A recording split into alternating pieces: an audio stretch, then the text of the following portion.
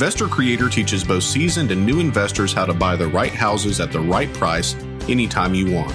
This podcast is about answering one question: how can you build a sustainable 6 or 7 figure investing business that changes your life without sacrificing your freedom? If you want to know the answer, you're in the right place. All of this information is 100% free, so please subscribe to and review our podcast.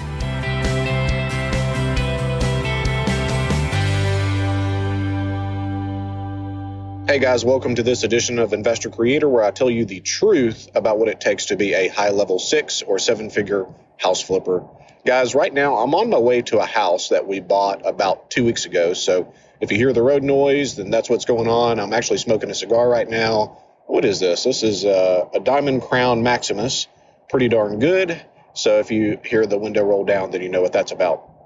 But I wanted to tell you about this transaction. So the fun part about this one is that my father-in-law, his name is James, and he's considering getting into the house flipping business. So he's a corporate guy, super successful manager, like a really detailed guy and really a headstrong person. And I think that he would be super fantastic at this. All personality types can do this business, but I think that he's especially suited for it just based on his ability to manage.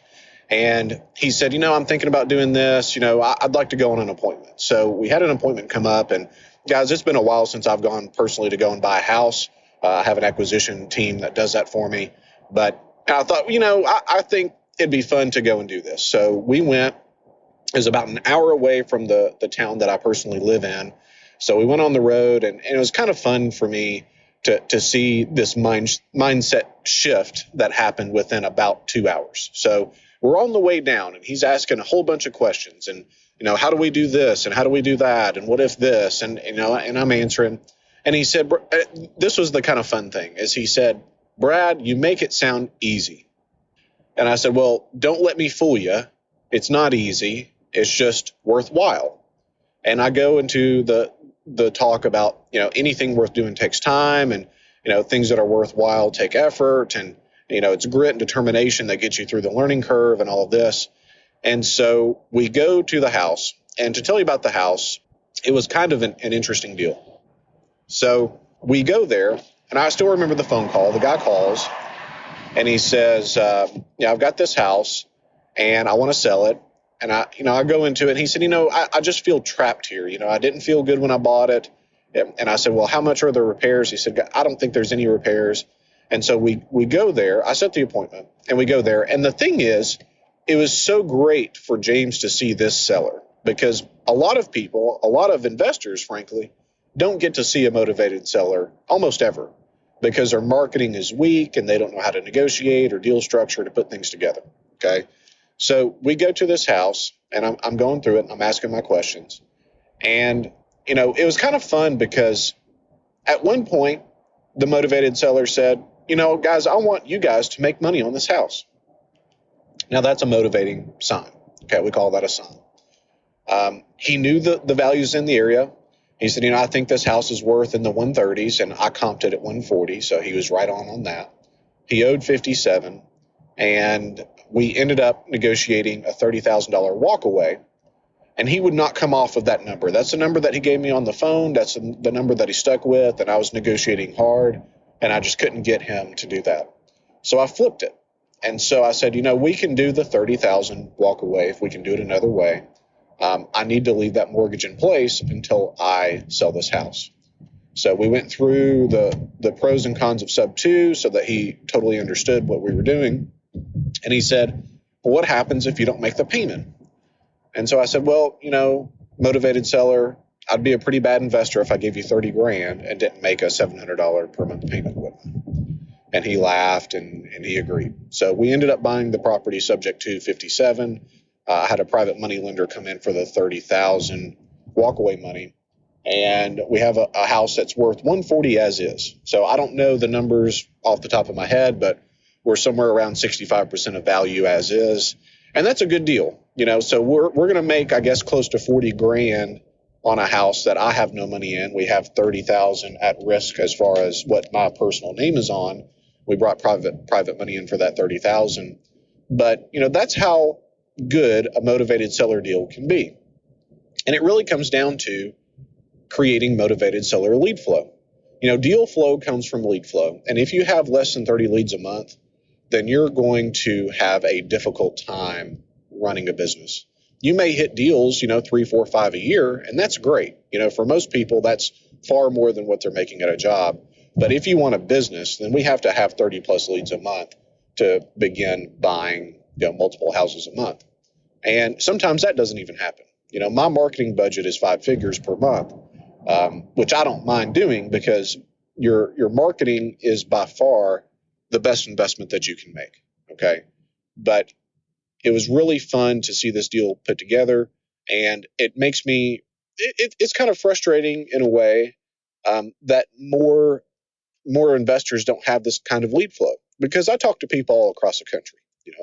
My mentees span from Dallas to Denver to the West Coast, in the Bay Area. So, we're having a lot of fun. We're having a lot of success in what we're doing, but it comes down to lead flow, deal structure, and negotiation. But the base of that pyramid is always your marketing. It's your lead generation machine.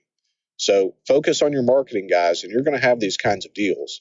And when you get there and they're stuck on price, you know how to flip it to terms and get the best terms that you can. Whenever we left the house, the first thing that James said to me, he said, "I think I could have bought that house." And he was right. He was right. He realized that the guy was so motivated that you didn't have to be that great to go in there and buy equity. We were just the people that got there first. All right. And he was motivated, and we took care of his problem and gave him what he asked for. And those are the easiest deals, guys. If we can give a seller what they're asking, because what they're asking fits in our model, then we're going to have easy transactions. We're going to have transactions where people are happy with us. I don't like transactions, frankly, where sellers come back and say, well, I've decided on a better price for them, not for us. Or they have this kind of seller's remorse where they wish they didn't do the deal with us. Now, I want people that are happy to give us an equity position, that can frankly tell us what our equity position is, give or take. He knew that the house was worth in the 130s, and he was happy getting his $87,000 as a sales price. Okay, those are the kinds of deals that we're looking for. And so on the way home, me and James were talking, and I could tell his mindset shift was in the works. And he said, well, that just looked too easy. And I said, well, on the way here, James, it sounded easy. Now you've seen it happen, and it looks easy. I don't know what else to give you. And that's really what it comes down to, is that it is an easy business once you have the lead generation figured out, and you get good at your script, and you get some confidence, and you get going, and you have stories that you can tell about other transactions. One of my favorite stories to tell, number one, as a caveat to this, you can tell anyone anything if you're talking about someone else. So whenever we go to a house that's vacant, especially if it's a tired landlord, and I ask them if they've switched the policy to a vacant policy, the insurance, and they say, well, no, most of them have no idea that they have to do that. And I said, well, there was a time when I went to a house and he wanted to think about it. So he called me back about a week later, and I said, well, meet me back over there at the house, and let's make sure it's in the same condition, and we'll do the deal. And so I walk into the front door and I close it. The seller was in front of me. We met in the yard, went in the front door, and I closed the door. And you could just kind of tell by the way the door shut. The sound in the house just didn't really sound right. It felt too empty. And it was. So there's no cabinets, there's no counters, there's no fixtures, there's no lights. I mean, somebody had gone in and stripped everything. The house had copper plumbing. This was when copper was super high, and they took that too. So the guy really didn't have a house that he could sell me. He had a shell of a house, but of course, I talked to him and said, well, the price is different now, and he understood that. And I asked him, tell me about the insurance. Maybe we can file a claim. I said, have you switched this to a vacant policy? And he said, no. So that's the risk that people have whenever there's a vacant house, and they don't do that. So always do that, guys, on your house. Have a vacant policy in place. But it comes down to, I have stories at this point that I can tell people that are true, and they can tell that it's true. So I can tell a seller, well, if you move out of state, then you're going to have to switch this to a vacant policy because of this. So not only am I helping them, but I'm telling them of what could happen. And it's told in a way that can up the motivation. So if I'm telling them a story about how a house gets stripped, they don't want that to happen to them. And the easiest way for that to not happen is to sell the house. Okay. So I hope that all makes sense. It was super fun for me to do that deal and to show James what's really possible in this environment.